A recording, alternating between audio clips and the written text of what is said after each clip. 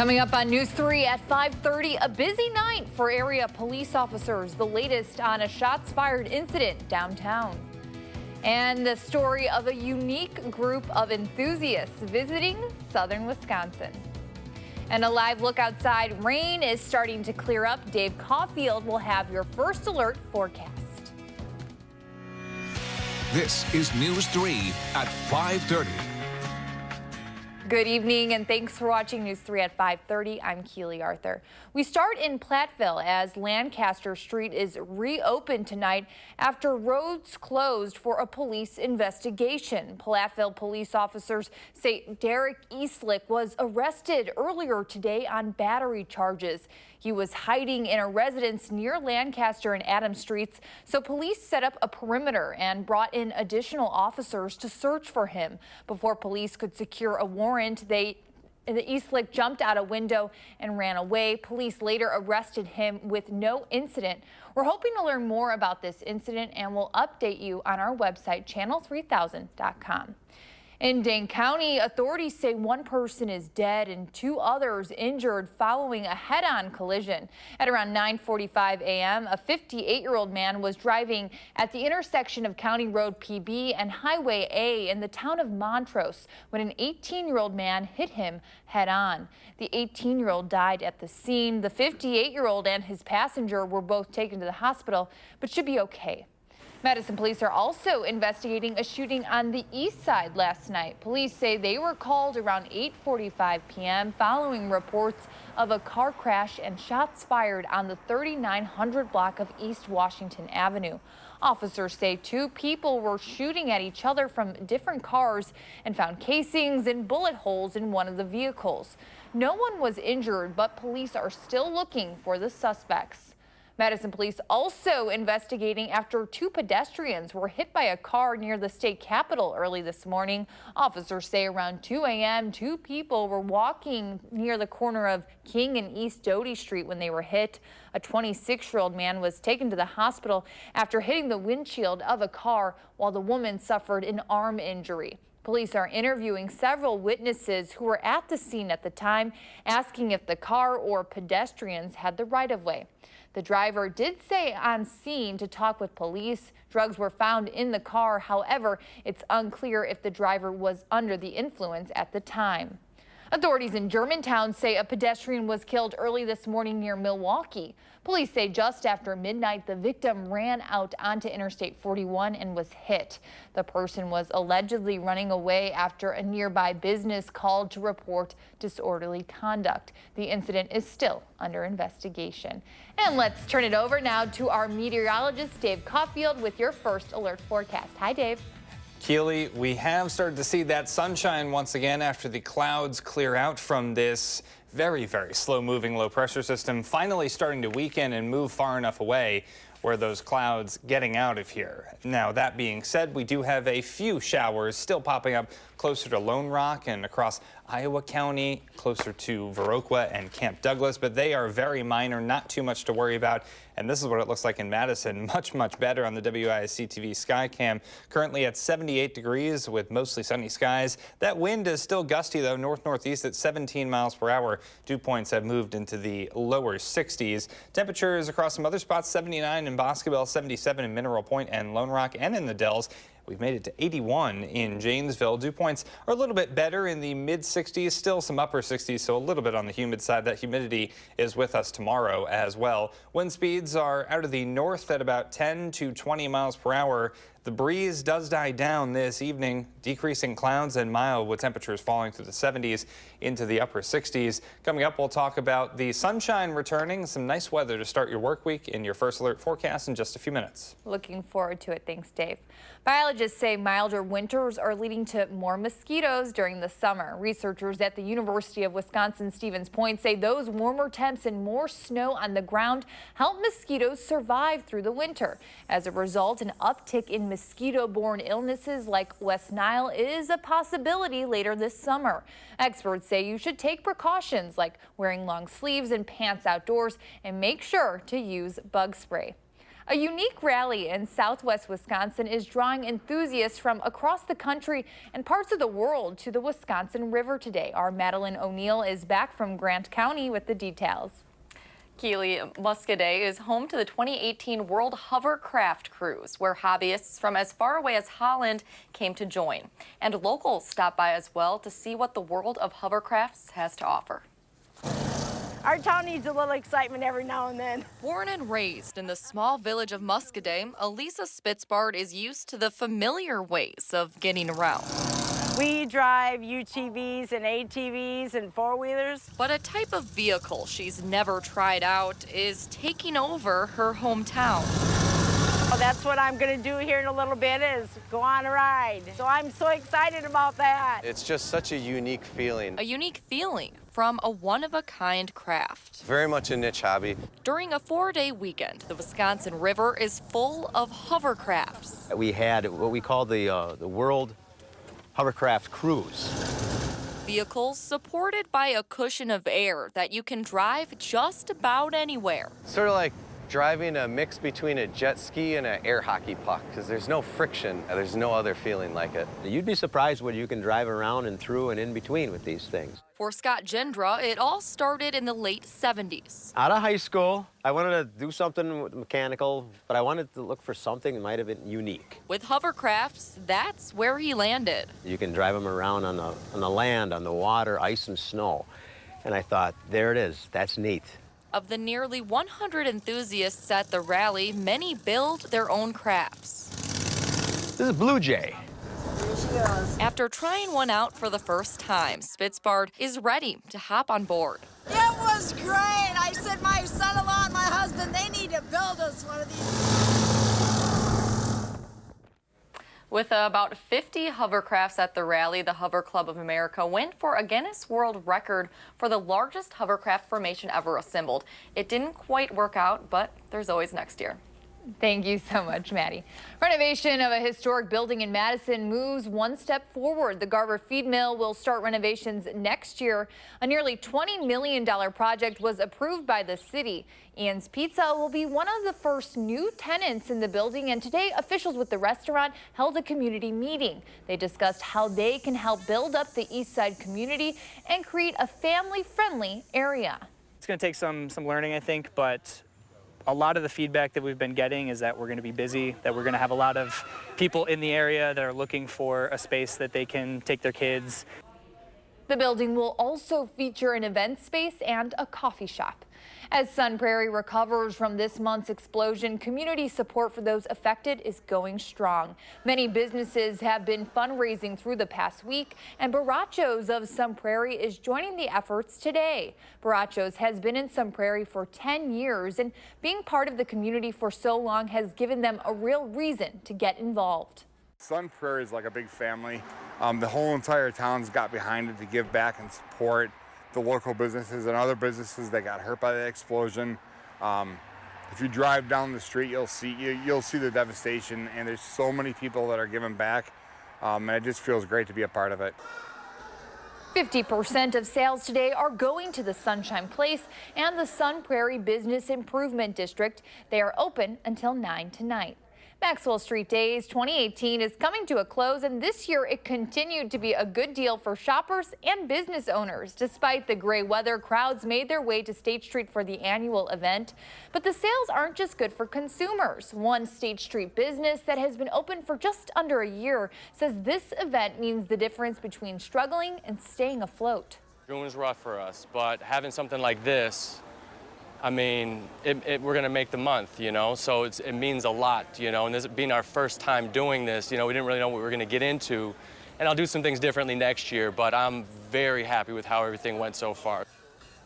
Organizers hope they can keep growing the event to create more traffic for business owners and shoppers. Trader Joe's is a favorite in Madison, but now a location in California is at the center of a deadly crime. We'll share the details and how shoppers were present during all of it coming up.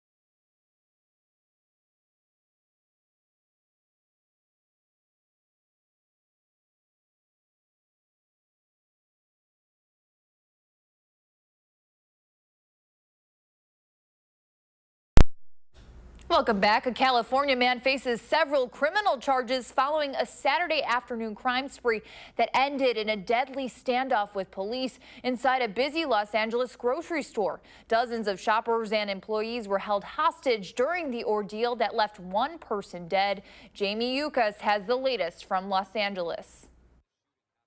The drama started Saturday afternoon when police say 28-year-old Gene Evan Atkins shot his grandmother 7 times during a dispute at her South Los Angeles home, shocking neighbors. The grandson that shot her sits on the porch with her in the evenings while she waters her grass. They sit outside to get fresh air.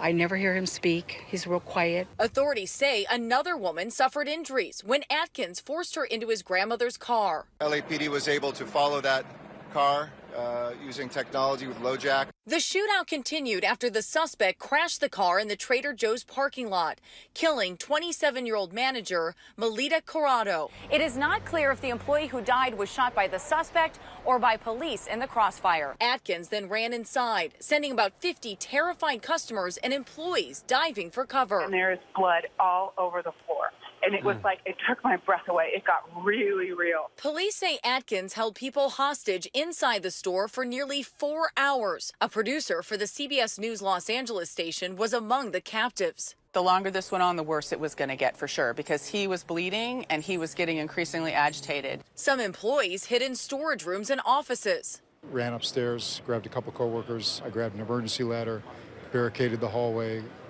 grabbed a weapon. Some hostages escaped. Atkins freed a few others before handcuffing himself and surrendering to police. He's being held on $2 million bail. Jamie Yukas, CBS News, Los Angeles. The suspect's grandmother is listed in critical condition.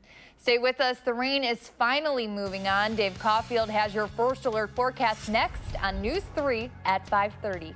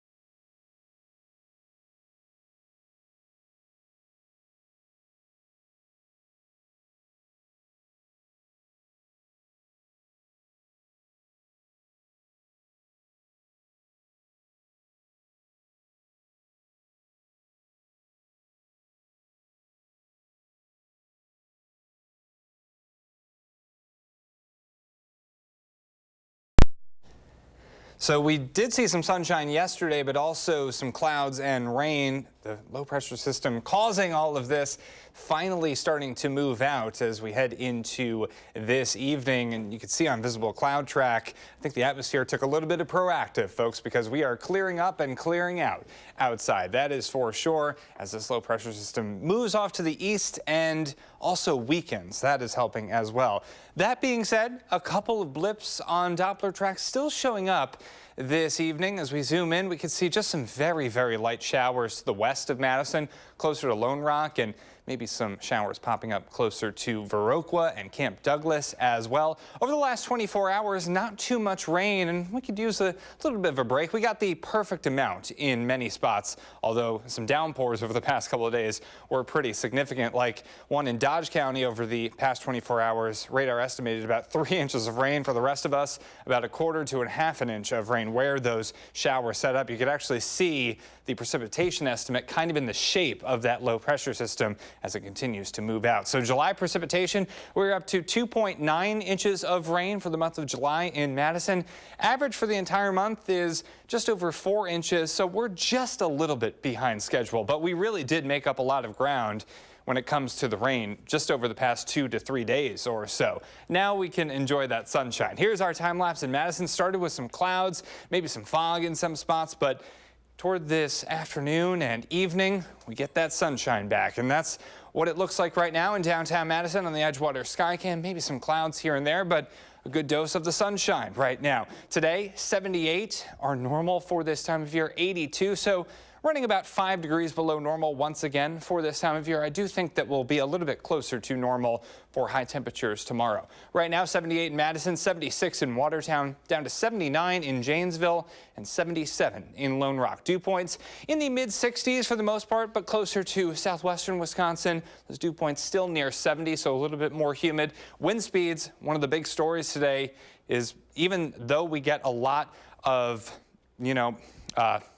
humidity, there we go, that's the word I'm looking for. The wind kept us a little bit cooler today with temperatures in the 70s, peak gusts of about 30 miles per hour. As far as the temperatures go, we are going to be in the 80s for the next couple of days. High pressure helping us out, but that sags south. This cold front, as it comes through, not really going to do anything to us, not really going to affect our temperatures. Future track trying to pick up on some rain showers tomorrow afternoon. As we head into Tuesday afternoon, but really not looking at anything significant. 61 tonight. Tomorrow we are in the 80s. Future track, we are looking at temperatures heading into the 60s tonight. We'll be in the 80s as we head into tomorrow. Then similar story into Tuesday with temperatures in the low 80s, but then maybe some rain showers being picked up. I don't think that's going to be that significant, though. Your 7-day forecast showing things in the 70s by the middle of this week, with our next chance of rain showers returning right about Thursday or Friday. Looks good. Thanks so much, Dave. Well, coming up, the Brewers skid continues at Miller Park. Stick around. Sports is next.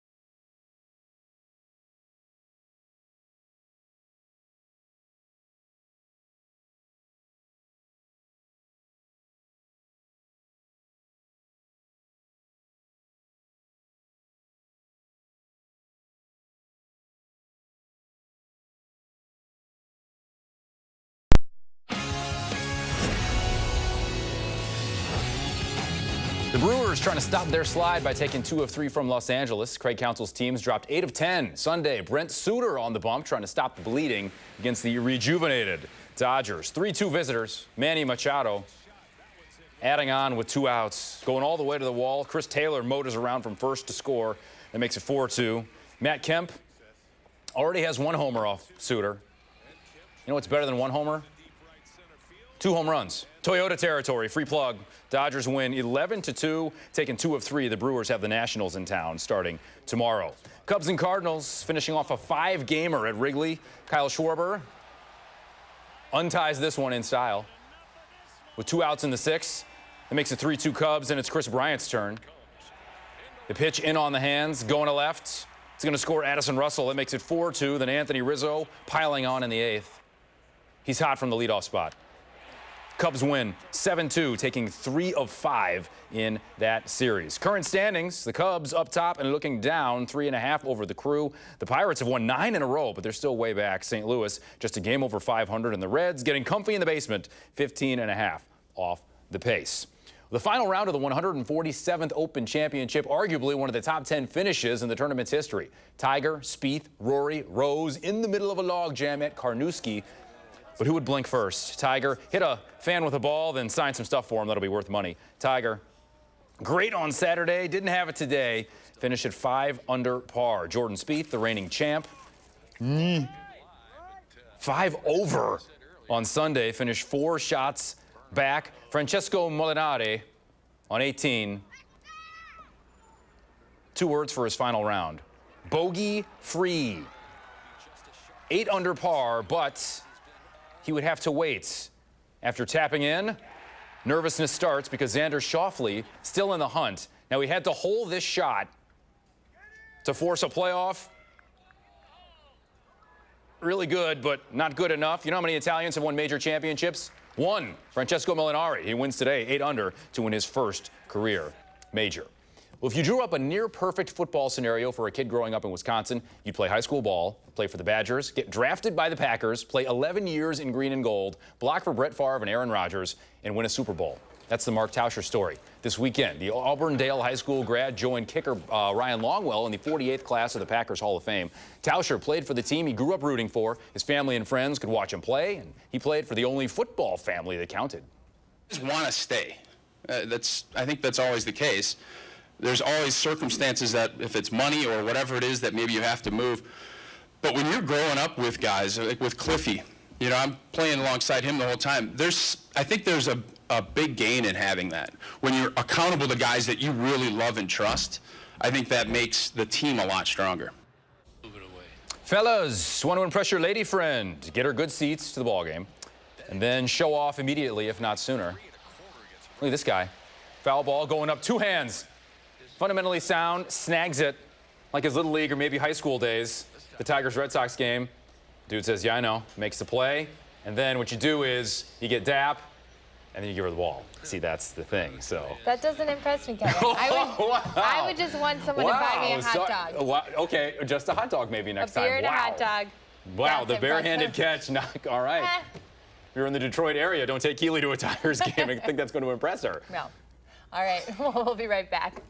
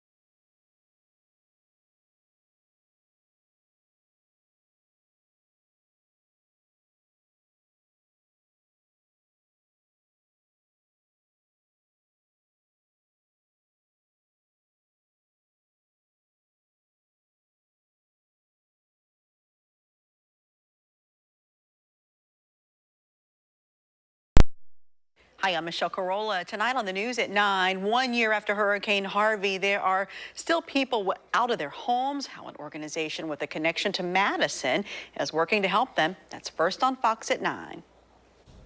Welcome back. Sunnier days ahead. Yeah, it's crazy. I was just saying it's crazy to think that Harvey was 1 year ago, but we have a little bit of rain out there on Doppler track. Not much, though. Most of us will be partly cloudy as we head into this evening and for tomorrow. Plenty of sunshine, temperatures getting into the low 80s. A little bit of humidity still with us. Your 7-day forecast showing those 80s sticking around for Monday, Tuesday, and Wednesday. So is that humidity, but at least we'll see a little bit of sunshine. Then storm chances come back Thursday and a little bit on Friday as well. Saturday and Sunday, temperatures near 80, and we get our first dry weekend in a while. But then I do think thunderstorms and showers come back for next Monday and Tuesday. All right. I don't know about the thunderstorms, but the rest looks good. Thanks for watching. We'll see you at 10.